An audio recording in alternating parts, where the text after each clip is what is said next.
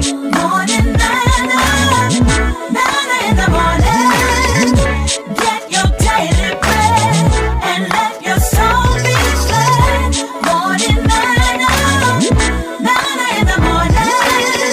Time for the word of God to start your day off right. Morning manna.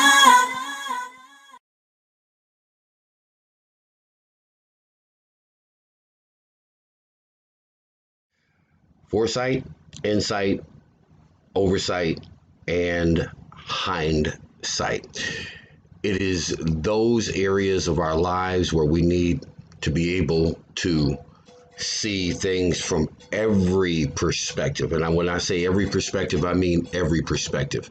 So we're not just looking at things head on, but we're looking at things from above. We're looking at things from below. We're looking at things from the left and the right. We in other words, we're seeking God in order that He can give us the wisdom to be able to see things from every vantage point.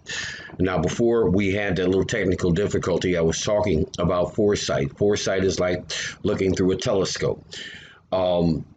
When you're looking through a telescope, what ends up happening, of course, you can see something from a far distance, but it brings it up close to you. It makes it close and personal. I was using the example of of the men who looked through a telescope and they saw the moon. It brought it close to them. They can envision it. They can see it. And then it motivated them. That vision actually motivated them to be able to build a contraption to be able to get to it. Part of our foresight allows us that opportunity to actually get motivated, to actually just get doing something. I'll never forget um, years ago while in high school. I had the dream of radio and specifically gospel radio, and I saw it. I saw it just as clear as day. A lot of individuals told me that will never work. It will never happen. It'll never come to fruition. It'll just never happen.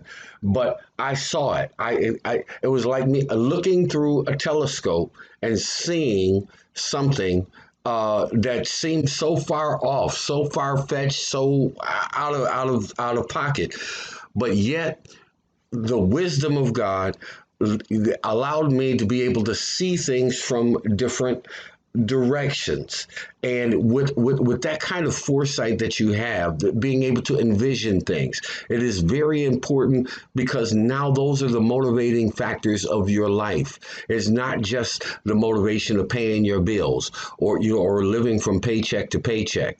Now you are doing what Proverbs chapter 2, and that's where we were, Proverbs chapter 2. When we get this wisdom, verse number 10, it says this: it enters into your heart, and the knowledge is pleasant unto your soul. So now here you are with something that you don't know much about. You may know a little bit about it, but you don't know a lot about it.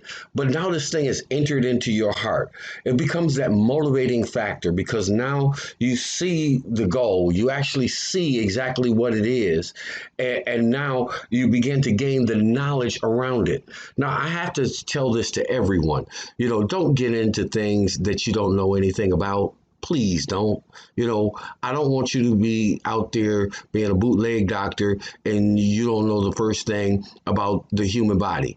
I don't need you to become no bootleg car person, and you don't know what a carburetor is. All right. You don't even know what transmission fluid is. You don't even know where to put the oil. I don't need you to do that. I need you to grab all of the knowledge that you possibly can. But knowledge is only going to take you but so far. You must also have the wisdom to be able to see things from different perspectives.